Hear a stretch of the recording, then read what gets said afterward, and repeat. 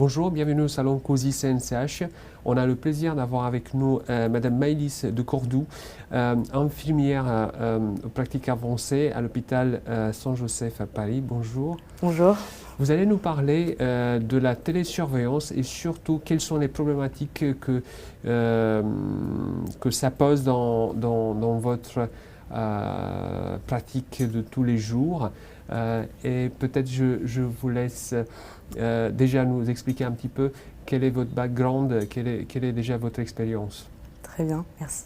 Alors moi je suis donc infirmière en pratique avancée à Saint-Joseph. On utilise la télésurveillance depuis environ 3 ans. C'est vrai que nous on est arrivé à 2 infirmières en pratique avancée en 2021 et depuis c'est vrai que c'est nous qui gérons la télésurveillance, du moins c'est nous qui incluons les patients et qui faisons la gestion des alertes au quotidien. Ça fait vraiment partie de notre poste aujourd'hui, de notre fiche de poste et on va rencontrer tous les patients qui ont été hospitalisés pour insuffisance cardiaque dans nos services et systématiquement on leur propose la télésurveillance. Je pense qu'aujourd'hui, la télésurveillance, c'est un incontournable dans la prise en charge des patients insuffisants cardiaques. Ça centre finalement le parcours de soins autour d'eux.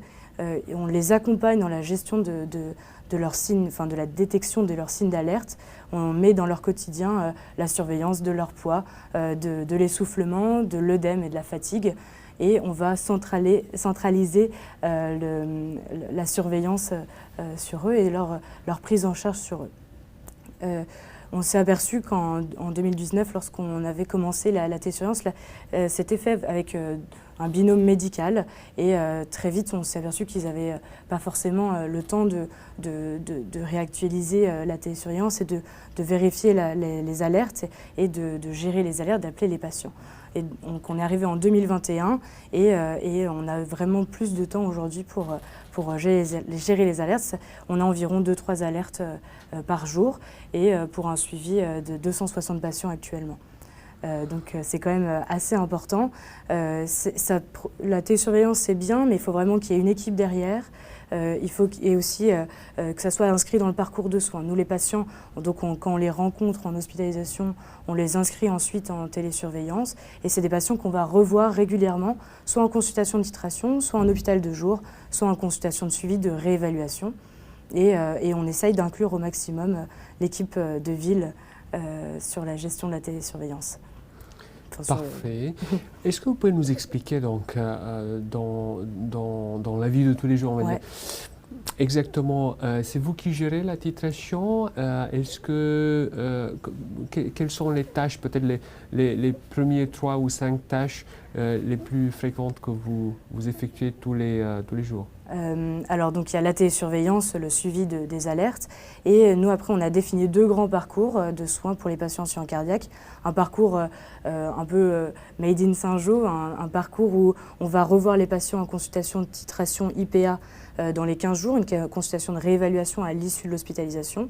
Et ensuite on va les revoir jusqu'en premier hôpital de jour à 1 mois où ils auront une échographie de réévaluation de la titration, une consultation diététique. À ce moment-là, on leur reproposera la télésurveillance si on ne l'a pas fait avant.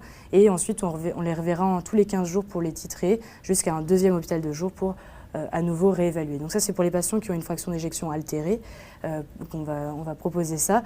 On a un autre parcours qui est un peu plus conventionnel avec le patient qui va voir son cardiologue en ville, son médecin généraliste en ville et qui aura son équipe de ville qui va le suivre. Et on peut, pour ces 2 grands parcours, proposer les 3 outils, la télésurveillance, la réadaptation cardiaque et le PRADO, le programme de retour à domicile. Donc c'est des infirmières qui passent 1 fois par semaine à la maison pour surveiller qu'il n'y ait pas de signe d'insuffisance cardiaque. Et en relais, on peut leur proposer la télésurveillance, le télésuivi. Parfait. Voilà. Alors, les premières problématiques que cette prise en charge pose pour vous seront lesquelles? Top 3.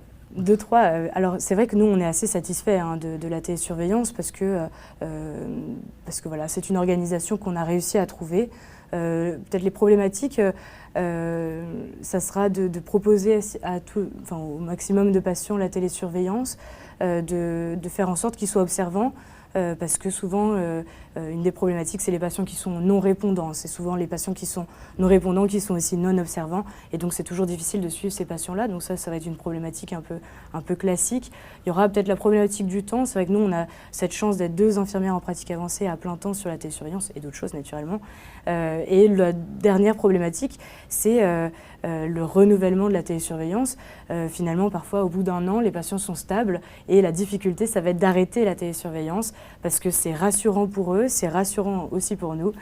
Donc, une des problématiques, je pense, aujourd'hui de la télésurveillance, c'est de l'arrêt de la télésurveillance.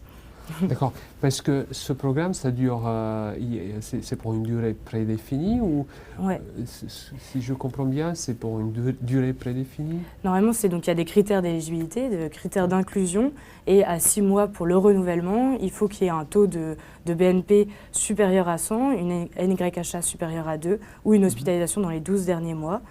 Donc à 6 mois pour le renouvellement, il faut ces critères-là. Donc si le patient est stable, qu'il a mis dans son quotidien la surveillance EPOF, essoufflement, prise de poids, œdème, fatigue, et que tout va bien, on ne peut pas forcément le renouveler. Tout à fait. Tout ça, s'il y a un suivi cardiologique derrière avec des consultations adaptées, est-ce que vous avez accès à un délai de consultation assez confortable pour les patients? Parce qu'il y a certaines régions en France où on ne peut pas avoir un cardiologue, même dans 1 an. Oui, bah ça c'est la grande difficulté aujourd'hui. Alors ça, la télésurveillance malheureusement ne va pas changer le délai de consultation. Après, comme on les suit régulièrement, on les appelle régulièrement, bah voilà, on pallie au fait que de toutes les façons, on sait qu'on ne pourra pas faire autrement, ils n'auront pas de consultation plus précoce.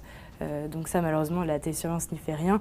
Nous, c'est vrai qu'on a cette chance, quand on est IPA, de pouvoir réévaluer les patients et renouveler éventuellement leur traitement ou titrer les traitements. Et lorsqu'on a une alerte sur la télésurveillance, si le patient n'a pas la possibilité de voir son médecin traitant ou son cardiologue rapidement, on a la possibilité de les réévaluer, si c'est un patient évidemment qu'on connaît. D'intervenir. D'intervenir, absolument. On vous remercie. Merci beaucoup.